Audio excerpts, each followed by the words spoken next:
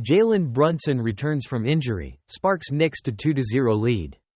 New York Knicks center Isaiah Hartenstein said he heard the roar from the locker room.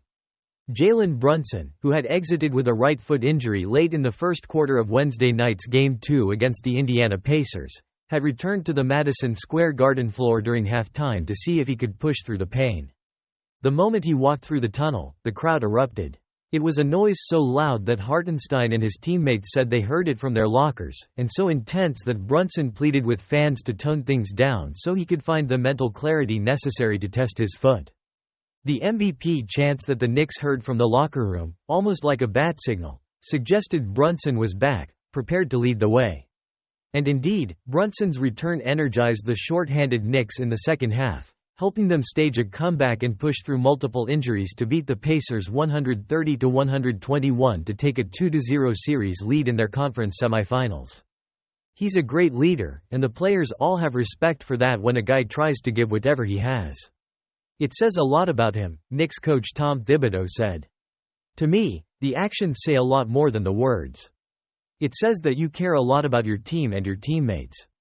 New York's victory came with a cost as the series shifts to Indianapolis for Games 3 and 4.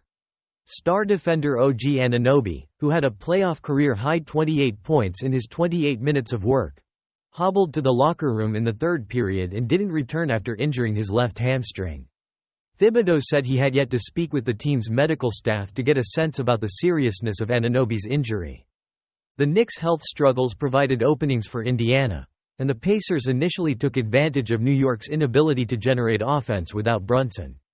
Powered by Tyrese Halliburton's bounce-back performance after a sluggish Game 1 and T.J. McConnell's sound playmaking, Indiana dominated the final 15 minutes of the first half, going on a crowd-quieting 56-39 run during Brunson's time in the locker room. The Pacers led 73-63 at the half. But then, 54 years to the day that Willis Reed electrified the Garden by hobbling out of the tunnel just before Game 7 of the 1970 NBA Finals, Brunson tested the foot. Doing so prompted the roar heard all the way back inside the Knicks locker room.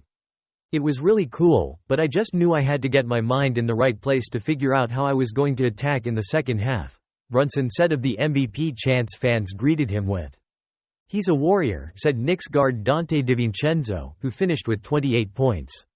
There was no doubt in my mind he'd be back. Brunson's presence, and the Pacers' attempts to trap him, turned the tide of the game almost instantly. Within the first 5.5 minutes of the second half, New York had already generated a 15-point swing to take a 5-point lead. Like Game 1, it was a back-and-forth affair that wasn't without controversy. With the Knicks up 124-118, the Pacers pressured Hartenstein in the backcourt with just over a minute remaining. An official signaled that he was calling Hartenstein for a double dribble, which would have given possession to the Pacers. But then, moments later, the referees huddled and instead ruled it was an inadvertent whistle, giving the ball back to the Knicks. It wasn't long after that Pacers coach Rick Carlisle was issued 2 technical fouls and ejected. The decision to erase the initial double dribble call came one game after the Pacers were disadvantaged by an errant kicked ball violation. In the final minute of Game 1, with the score knotted at 115, Indiana's Aaron Nesmith tipped a pass with his hand before a referee blew a whistle to stop what could have turned into a Pacers fast break.